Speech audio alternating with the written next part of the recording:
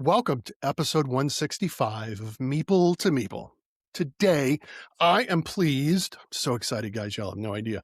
I'm going to be joined by Zoe, the creator behind the Instagram account Unicorns and Board Games, a page that celebrates the colorful, creative, and downright joyful side of the tabletop hobby. Through vibrant photographs, game night snapshots, and thoughtful posts about the games that are hitting her table, Zoe has managed to build a space that highlights not just the games themselves, but the community that makes this hobby so special. Today, we're going to talk about her journey into board gaming, what inspired her to start sharing her games on social media, and the titles that she cannot stop playing right now. Zoe, thanks for joining me. How Oh, are wow. you? What an intro. I wasn't expecting you to say all that lovely stuff. That's so nice. Thank you. I'm good, thank you. How are you? Well, good. Fantastic. I'm so glad to finally meet you and have you featured on the show. Yeah, I've been wanting to talk to you for a long time. likewise. So, yeah. So you're a real inspiration. And I don't know if Oh, you thank know that. you. That's so nice. You are. For me, I think it's, and as I featured in my introduction, it's when the one word that comes to my mind when I think about you and your platform is colorful. Like you exude color. And through that color, I think you exude joy. I think that's one of the things my account was talking about this with somebody else in a podcast last time about it just being always being colourful, being the main thing that Yep. has stayed the same. So that's Yep. good. So let us begin. Tell me, what was the first board game you ever played as a child? Oh, the first I ever played, it's got to have been something akin to like Monopoly and all of like your normal family games. But we did have things like Hero Quest and sort of old school stuff like that. I remember playing the original D&D board game, not D&D the RPG, but the board game version that had like the minis and stuff. So those were Yes. the first more hobby board games that I played. But Right. the first is going to be something like Monopoly or Mastermind, Guess Who, all of those sort of more mainstream Ooh, type games. I forgot about I Mastermind. Oh my I gosh. can see it on my shelf. That's a I've still great. got Mastermind because my little boy quite likes playing it. So I think it's a classic. Good. So, how did you first discover the modern board game kind of world? um, Right? When you went from the classics, what was that first modern board game for you? Actually, it came about through Magic the Gathering. So I'd played board games, like mainstreamy board games before, but I started playing Magic the Gathering, and I ran a board. Well, it wasn't a board game store when we opened it, but it turned into a board game store, a gaming store that mainly sold Magic the Gathering, others card games, and Warhammer and stuff like that. But a small selection of board games, and more customers asked for more board games. So we started stocking more and started hosting board game nights. And obviously, customers that came in introduced me to more board games, played things like Pandemic and Ticket to Ride and sort of all those kind of classics.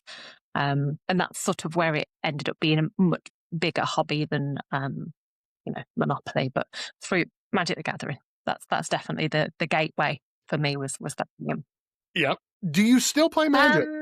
Not for a really long time. I have still got a few Okay. decks that I've kept. Like I kept all my favorite ones, and I've got a few of the Magic the Gathering. They did like not board games, but like more box versions of them that I've got. Like if you wanted to just Yeah. play a game, but in terms of playing like competitively or anything like that, I don't do that anymore. So I used to like do Friday Night Okay. Magic and stuff, but no, no. Yep. Did Yeah. you ever play Yep. Magic the Gathering? Yep. It's been a long time. I did. It's interesting. I was God, this was so long ago, but I had a lot of friends who were into Magic, and so they introduced it to me, and it was like we used to work at McDonald's, and you'd get off the night shift at like 2 o'clock in the morning, and so then you would go to like a diner, a 24-hour diner, and we'd sit around a booth, 5 or 6 of us, and Mhm. play Magic until sunrise or longer, and I gravitated towards green, and I don't know why, but, um, I think it was the nature and it Yeah, was the animals, and there was a card, and I have one copy of this card, and I framed it, and it's sitting on one of my shelves here curious. in my game room. It's the it's the bull Okay. elephant. It's a simple for those of you who know Magic, it is a very simple green 4/4 creature with trample. It doesn't do anything special. The artwork sang to me, and, the elephant is my favorite animal, so I really gravitated towards, "I'm gonna make a green elephant deck." Well, later on, I found out there were white elephants, so I made a Wow, that's green-white pretty elephant cool. deck, and, Mm, yeah, and, but I mean, I played for years having not bought a single Magic card because all my yeah, friends, you would love, they had so many commons, they were like, "Here you my go." favorite format of Magic you would love then, because you'd be able to use this deck. It's the Tribal Wars. You ever hear this format? Tribal Wars is essentially you I don't build know your that. deck around one, like, tribe, like you have an elephant deck, or I like to play a vampire deck, or, whatever the type of animal or creature is. So you can have anything in it, but it's got to be fit into that tribe. So all of your creatures Okay, have got to be of that. And the idea is that any other cards you'd put in should make sense and exist within that sort of tribe. It's for funsies, not sure. for competitively, but elephants would work Oh, awesome, no. definitely. Yeah, Yeah. We had some friends whose, one of their eldest child, started to express interest in Magic, and so, um, I taught my wife how to play Magic, and she just fell in love with cats, and so she made a cat deck. It's like every cat card I had to go buy, like, they there's they're like commons, right? that So, like, planeswalker as well, isn't there? 5 A Johnny? I yeah, want to say a there Johnny. is. Yeah. A Mhm. Johnny, yeah, a Johnny.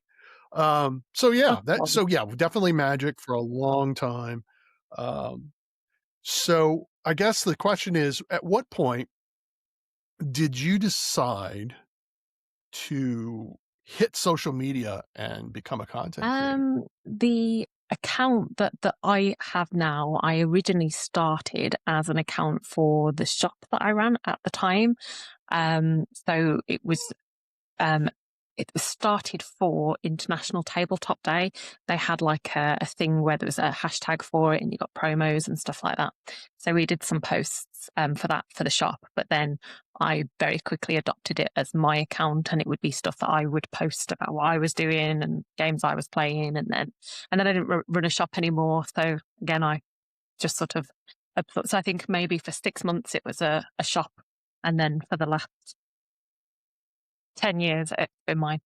So yeah. Well, I'm glad that you said it because I was going to say you've been on Instagram for Yeah, 10 yeah. years, Actually, I think we might So have got to 11 now, because it's now 2026 and it's nearly April. So yeah, it'd be very soon 11 years. Yeah. yeah. Long time. So I've been on Instagram for Wow. 13 years, but it was only 9 years ago where I switched it from just a Yeah. personal account to focusing on board games and the birth of the Cajun Gamer, um, which had a lot to do with my leaving. Oddly enough, had to do with my leaving Louisiana and coming to Illinois. Right, like that need to uh, reconnect with my cultural heritage and at the same time share my love of Yeah. board games. So it's kind of how that happened. Do you remember um, any post, whether it's a reel, a story, any format that really took off? I don't want to say go viral unless it I did have go had viral, no but was viral there a post that, posts. Definitely no viral yeah, posts yet. Um, but how about something that really took off and you started realizing that you were actually connecting with other people and not just posting it into the world? I think that's not something that started happening until much later on, because I think I was always just sort of posting stuff on Instagram and not really thinking too much about the idea that there was an audience outside of, maybe people that I knew anyway, friends, family. It wasn't until starting going more to UKG that like having like a few people be like, "Oh, hi Zoe, are you Unicorns and Board Games?" I'm like, "Yeah, that's me," you know. So when that started happening, I started engaging more with like the community hashtags and things like that. And I started doing rainbow board games, which is the whole, you know, each month there's a different color and you have a stack of games of that color. And usually I'll wear a matchy color outfit or even if Cool. it's like components or dice or just posts of that color. And loads of people got involved in that. And we used to do, you know, like big sort of collage posts each month with everybody that joined in. But it is still going now, actually. People still post stuff for it. And every now and again, I remember to join in myself and actually post stuff. But yeah, that was sort of the first time that it was a more of a that sort of engagement. It was getting involved in the hashtags. Right. Because as I say, Yeah. prior to that, it hadn't really occurred to me that there was people, not like people just watching content, but people being aware that it was me that was making content as a. I hate Right. the term influencer. It really makes me cringe. I don't know why, but you know that idea of the influencer wasn't really something that I thought, you know, was a thing. Certainly not for me. Right. So I was just sort of posting stuff and not really thinking. But yeah, Yeah. So my whole platform is really big on community, nurturing a sense of community. Talk to me about the feelings. Like, what did it feel like when you realized, say, through yeah. the Rainbow Games collection, like that you were actually connecting with real people? What did that? And I guess what does that mean to Um, you today?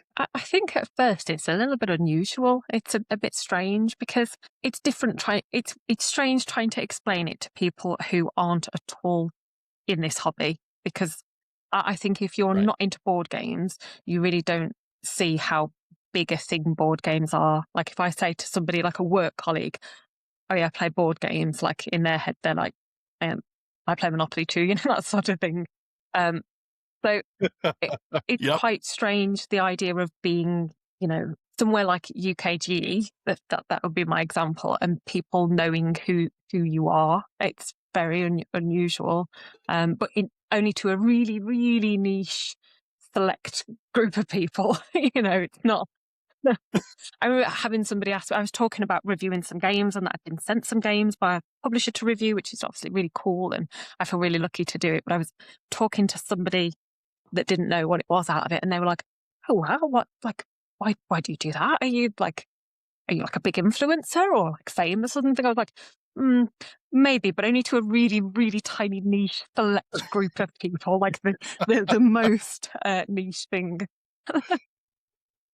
Yeah, it's quite strange. So, do do you remember the first time at UKGE where someone came up to you and recognized Yeah, I you? do actually. Yeah, and I remember Yeah. who it was who is probably much more active on Instagram than I am now, and I'm sure has way more like followers and content.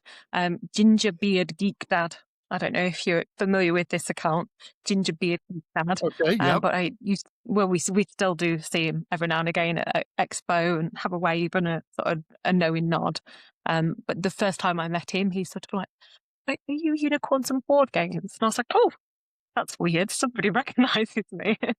Yeah, it was quite strange because, as I say, it hadn't occurred to me that people might recognize me. But Right. yeah. That is fantastic. So do you remember what year that was? Oh gosh. It would have been. It was when UKG was at the games at the NEC, so it switched from being at the Hilton, and it switched from being in the Hilton in. Oh, I don't know. No, what year? Maybe 9 years ago? No, 8 years ago. 8 years ago, Okay. maybe. It's been Somebody some else time. that listens to this will have to correct me on that because I can't think. There was it was at the Hilton for a Well, few years. Then it switched yeah. to the NEC, and I went for a few years before I had a little one, and then we took him in his pushchair, and I think it would have been that year, which means but it would have been 2019. There you go, because I can remember how old my kid is.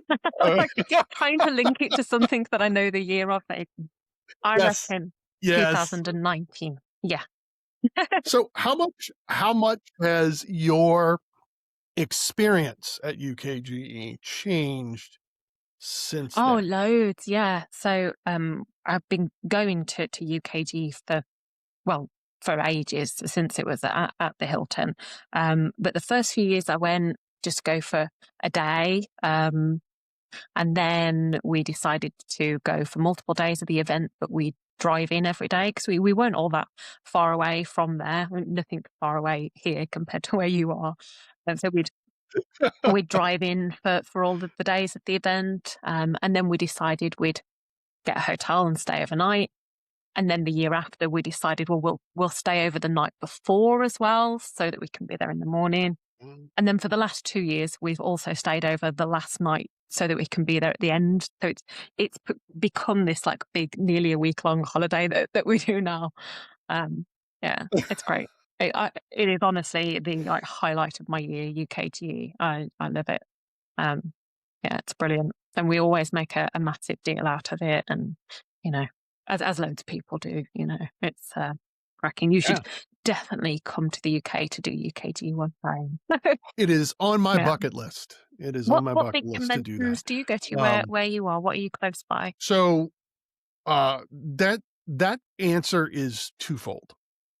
I can tell you what conventions I normally go to, except these are not the conventions I'm going Oh, to right. Okay. this year. This year's kind of a one-off. So normally my wife and I start the year off at what's called Geekway Mini. It's a games library and a play to win library. They restrict to 400 tickets, badges, and it's just gaming. There are no vendors, there's no food trucks, there's nothing, right? And it's an hour south of us in St. Louis. And then in May, which is coming up soon, is Geekway to the West, which is the larger. So there's Geekway Mini in January, and then you have Geekway to the West, which is anywhere from between 2 and 5,000 Yeah. attendees. There's a small vendor hall, there's events, play to win, things of that nature, but it's really focused mostly on gaming with a handful of events. Um, and then there's various others. Recently, Tennessee Game Days in Nashville is one that I usually go to with our good friend Adam from Tabletop Vibes, who lives a few hours north of us. He drives down and then we head together. It's a 6-hour drive. Um, Gen Con, which is the big one. Gen Con is in Indianapolis, which is a 3-hour drive from me. So it's really easy. But again, we have to stay for the whole weekend. Um, but Gen Con is just, it's gotten kind of, it's gotten not too big. I've outgrown it or it yeah. outgrew me. I'm not really, it's one of those two. I don't know which one it is.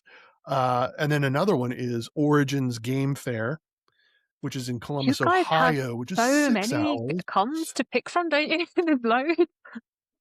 So, yeah, and I'm just talking about we really do, we really do, and I'm only Yeah. scratching the surface because there's the Dice Tower. Oh, I think I was there's going to ask East you, and West have you ever and been on one of South. the Dice Tower ones? No. No, I have never been to a Dice Tower convention.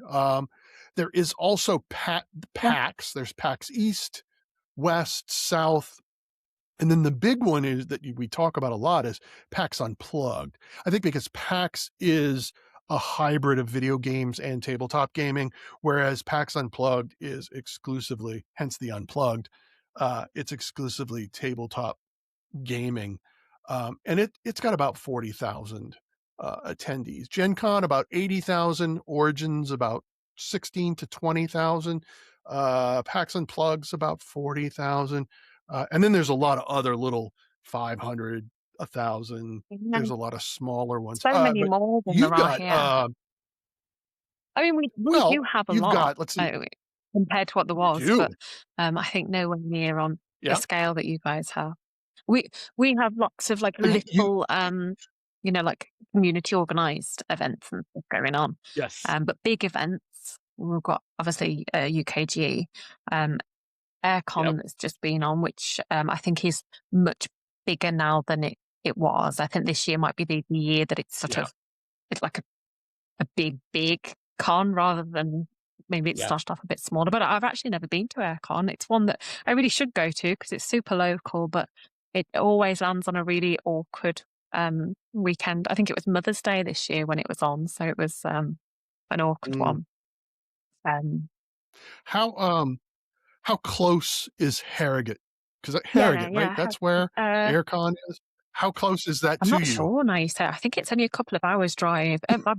My brother used to live in Harrogate, so we'd go and visit him quite often. Okay. He was in the army base there, so only a couple of hours, I'm sure. And I think I got the train there a few times as well. Yeah, nothing's very far here. Everything's really close Yep. by. Yep. You also you have a very robust public transit system. The train I love the Oh, trains in the that's UK. interesting. So, there's no reason for you not to Yeah, go more. You need to go to yeah, more yeah. conventions I because do. I do. Do you know what you part of it is you could though? you could do it. That I feel because for me, UKG is like a massive highlight of my year. And especially with aircon, it's only a few months beforehand. I always feel like I don't want to ruin that sort of like I'm really hyped up to go into Sure. UKG. So had I gone to aircon last week or the week before, whenever it was, I wouldn't have wanted to buy much or look at lots of new stuff because I'd feel like I was robbing my UKG experience a couple of weeks ahead of time. I know that sounds really silly, but because Okay. it's the big Oh, event, I kind of like that yeah. it's the one yearly thing that it keeps the hype for UKGE. We did talk though maybe this year Well, of next year, sorry, of doing aircon, but doing that as the one we take our little boy to. We never take him to yes. UKG, which I know is really mean because it's super family friendly, but we it's like a weekend away and we stay over and have some Yeah. drinks and stuff. So we said maybe next year we'd take our little boy to aircon and it's a more family type experience, but Yeah. we'll see. Yeah. It's my understanding though that aircon is really Yeah, yeah, family friendly. yeah, Like it's a really good one to yeah. take your kids to. That seems to be. Yeah, it's funny you bring it up. I had Susie on Susie Cousins like last year, and we talked about taking kids and Mm. bringing your family to. She talked a lot about UKGE, but we just talked about bringing your family to gaming conventions and all the logistics behind managing one or more Yeah, kids in tow. I really enjoyed that conversation. I think a lot of people got a lot out yeah. of it. So So uh, I we took love him that. when he was So very I want to, little, like in pushchair, yeah. and that was a stroke of genius because we ended up just using the pushchair to carry games in for the whole day, so that was awesome. Uh, but then he didn't obviously he didn't really participate because he was like literally just a baby at the time. So yeah, we've not done it since then, but we'll see. He likes Yeah. he's like really getting into games and stuff. So I think he'd be down for going. Um, I think maybe I'm a little bit Yeah. selfish about UKG though because it's my holiday, so I want to you know Sure. Well, I think that makes a good argument for you taking him to yeah yeah AirCon. Then, like AirCon is is the family convention, and UKG yeah. is your Yeah. weekend I away. wish they were a little bit You know, apart, like there was a winter sure. version of UKG. Maybe we should pitch that to the UKG guys that they Mhm. should just do two, a winter one and a summer one. That'd be good. Tennessee Game Days has has a fall and a Uh, winter. They have like a November and again, it's really small. It's like 700 people, but they have one in November and one yeah, coming we up could do that. in April. So you could definitely do that. I'd like to point out that you do have the option of going to Edinburgh and going to Tabletop Scotland Yeah, in yeah, I September. could do.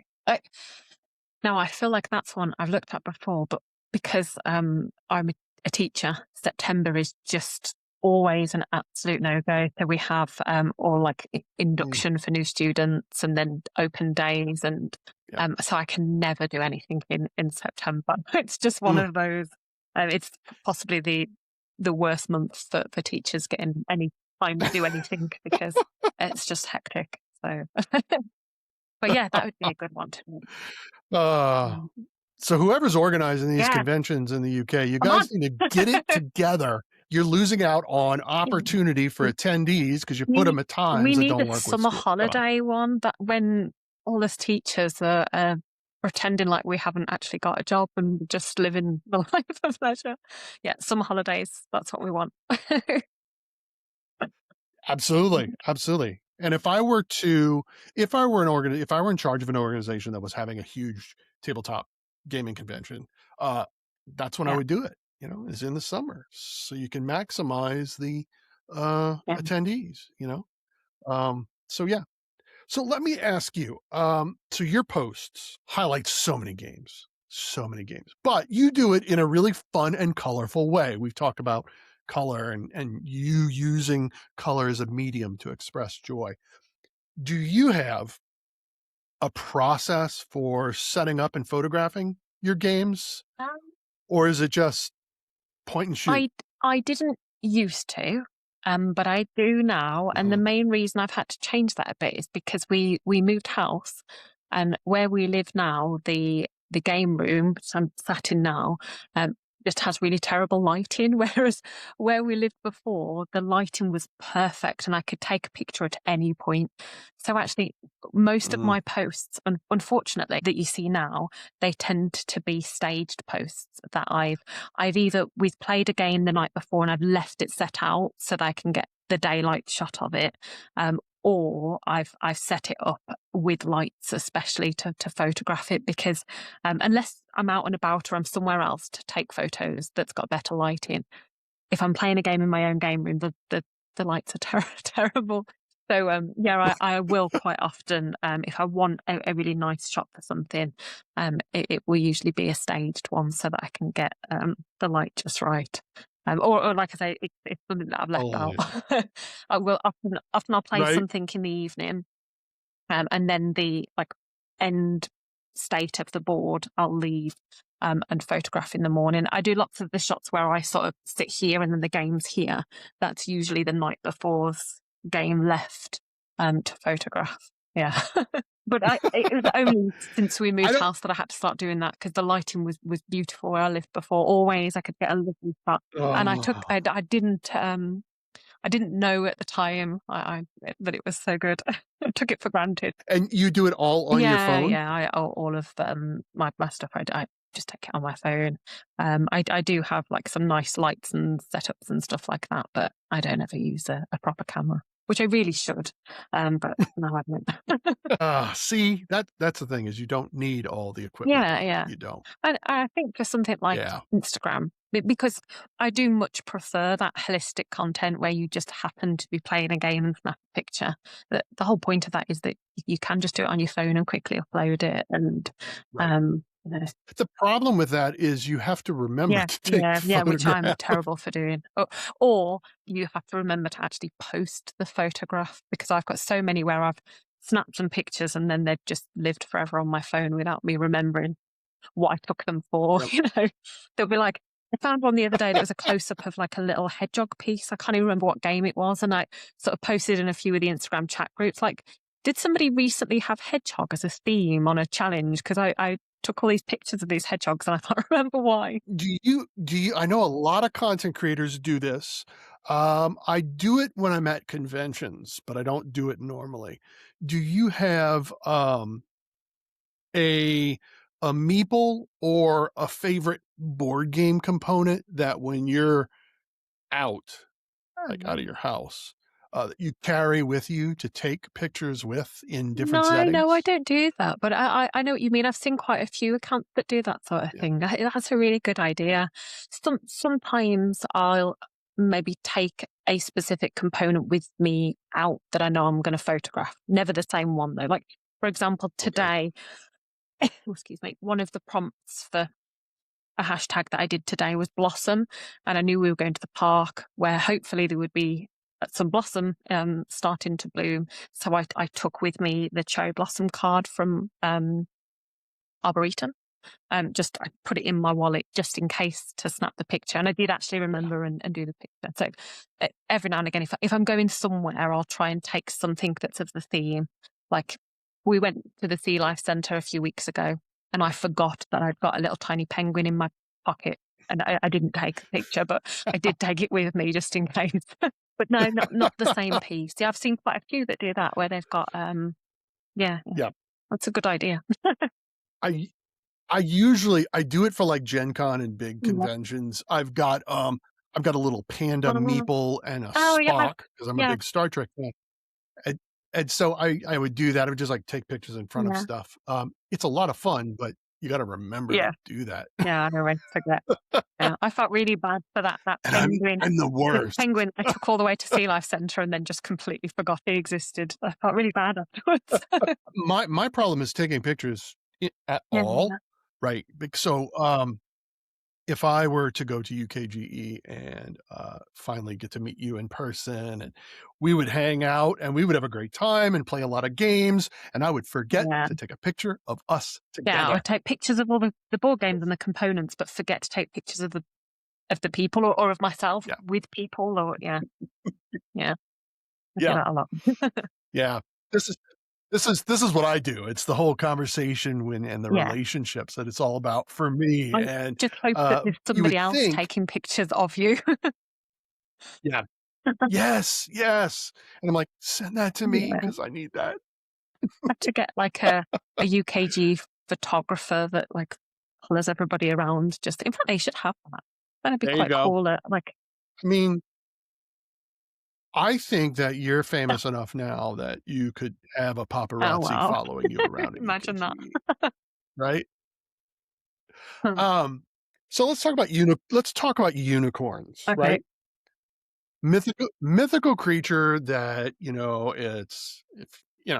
we all know about the unicorn. So here's my question. If a game earns the unicorn status on your Yeah. table, meaning that it's really special and rare, what qualities does that board game Oh, have? that's a good question. For me, initially, I am drawn into pretty games. That's my initial draw. I like things that are really beautiful, really colourful, shiny, pretty things. Um, However, there have been many shiny, beautiful games that I've had on the table that have then been a bit pants. So I have also learned that a game doesn't have to be beautiful to be amazing. In fact, my favorite game of all time is Terraforming Mars, which I would argue is perhaps one of the most looking games. It's really, really not very aesthetically pleasing at all. Even with all the beautiful little shiny cubes, it's still really near looking.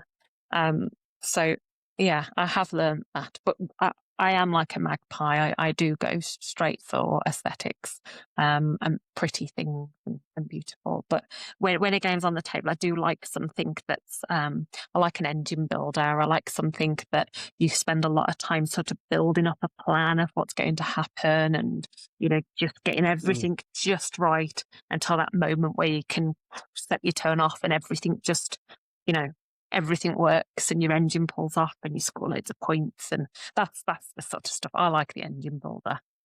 Yeah. So a okay. pretty There's a engine builder is what we're looking for here. Okay. So a pretty engine builder, I like that. Mm. Um, there's a definite beauty though. There's a beauty in the harmony of building an Yeah. engine, spending the time and building an engine in your game, and it works. And it works the way you intended it Yeah. to, right? Yeah, there's definitely some beauty in that. You Okay. played All right. a recent one that's hit my table, Moon Colony Bloodbath. Have you played Huh? this yet? Yeah, I So have. I've I definitely played it. quite like the opposite on that you get really invested into this building this awesome engine and then everything just completely falls apart and your engine just goes, Yep. you know. So I thought that would really, really frustrate me because I like the satisfaction of actually getting my engine to work. But actually, I really, really Yeah. enjoyed that, trying to hold on and desperately cling together whilst my engine completely falls apart. So yeah, that's been a big hit recently for me. Yeah, yeah. It's it's a hit for everyone. I mean, it's got a lot of hype and Yeah, a lot of people talk about it. It's interesting. I played it with the intention of losing, um, and that so, like, I intentionally didn't invest, like, in that first half. I was like, "Eh, whatever, okay." yeah, And I ended up winning. I ended up outlasting everyone and winning, which is ultimately what the yeah. game is all about, is just surviving everyone else. But, Dying last. yes, making an engine that survives, Yeah, right? Um, but I could definitely see that could be a frustrating game for someone who loves engine builders, because you yeah, build it and then you watch it fall apart, right? yeah. I did think Um, that it would I frustrate me, but no, I really, really enjoyed it. You enjoy, yeah. I think 'cause there's some beauty too in the, it's that whole, order and chaos, right?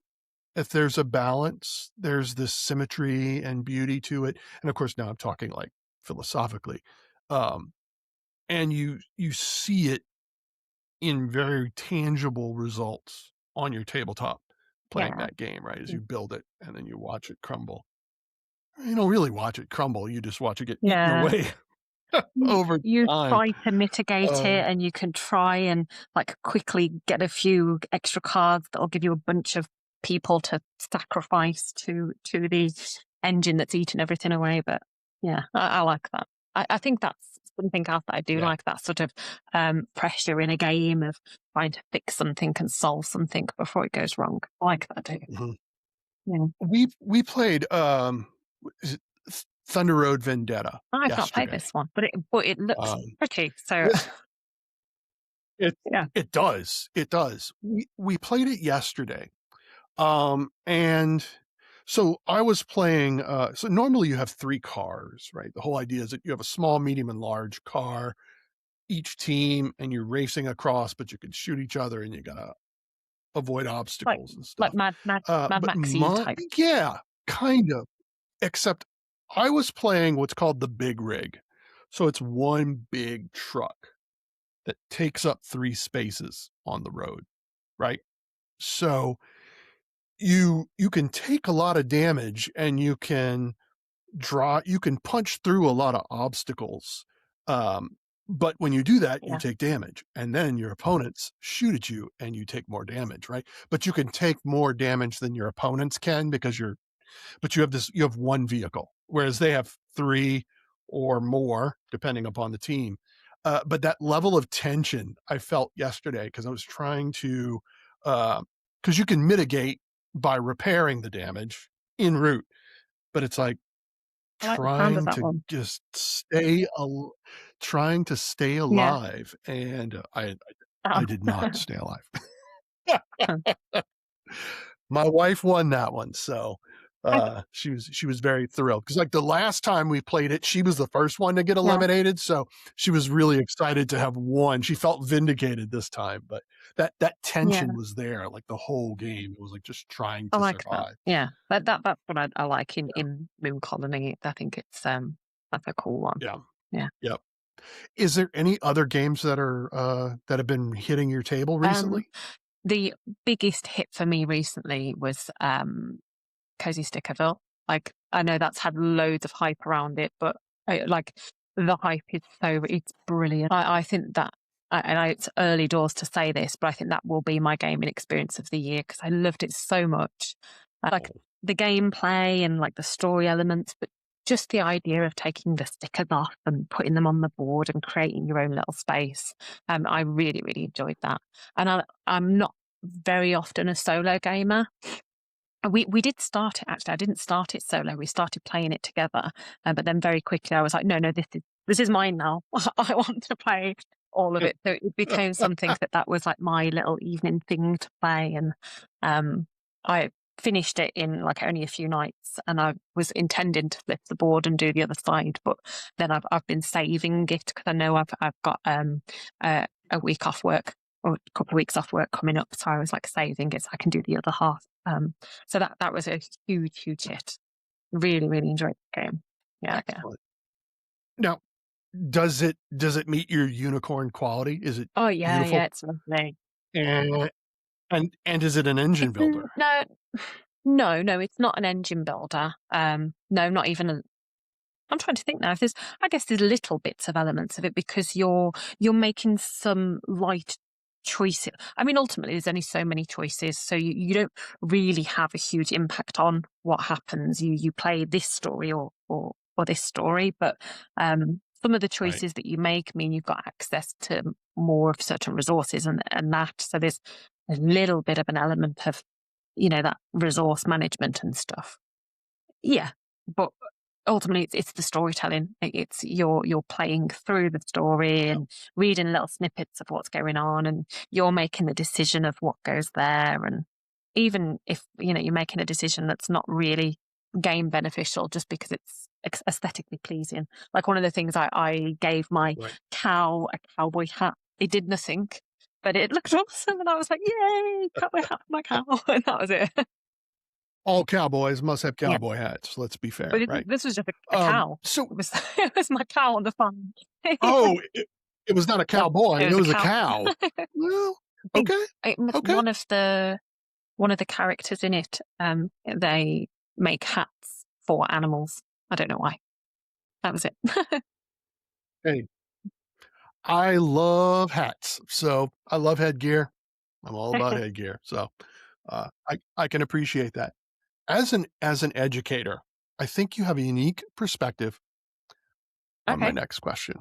Do you have a favorite game that you like? And this is connected to episode 163 with Craig, where we talked about the evolution of gateway games.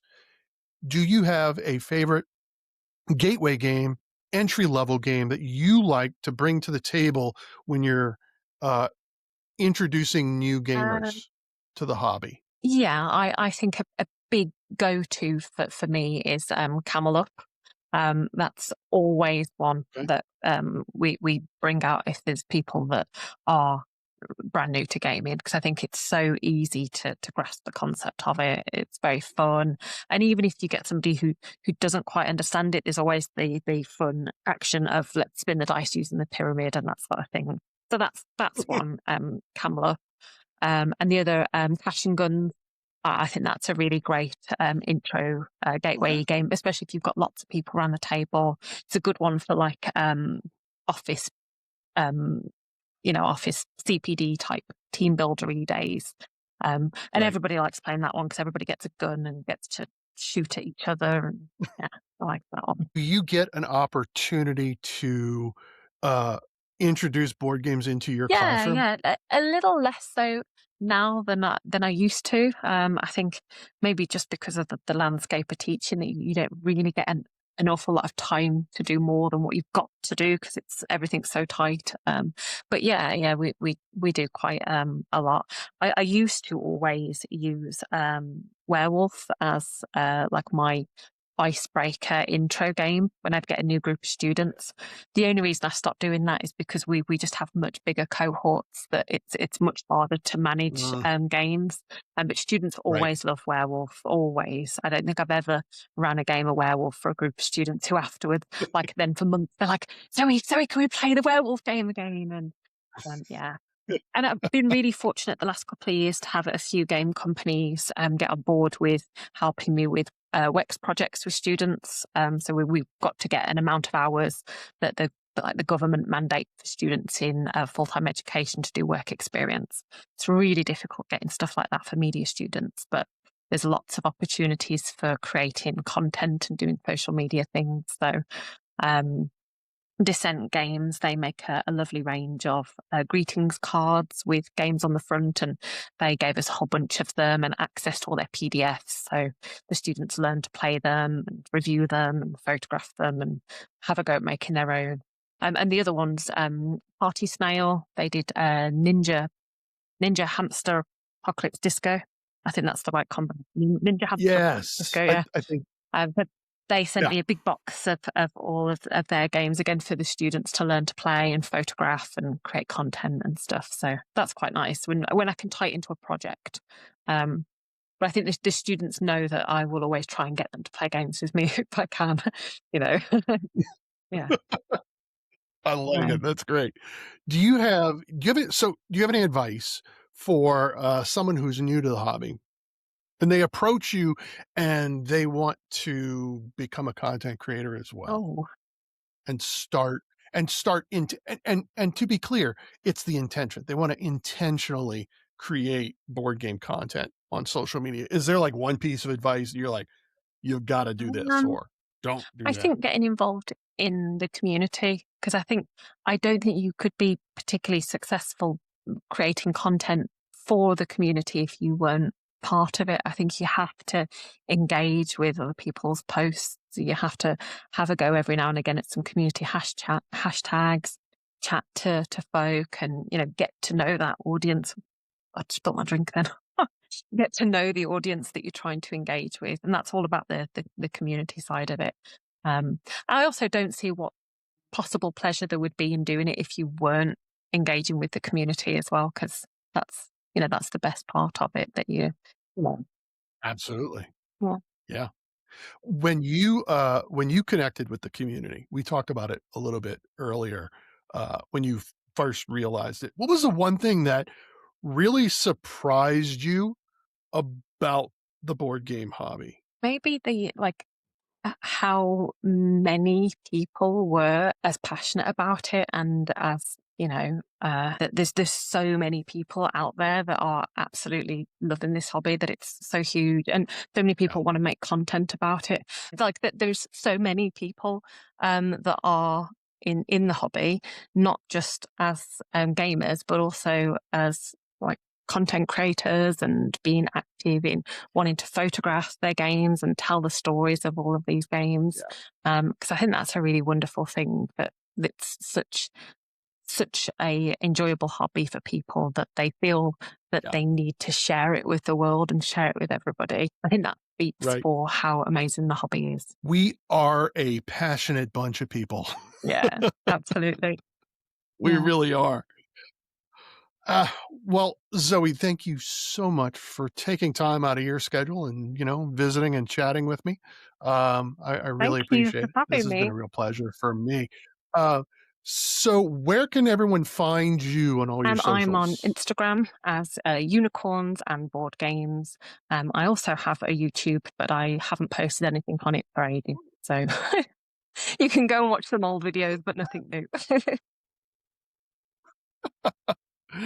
Well, guys, thank you so much for watching. And as always, be kind to each other and let's play more games.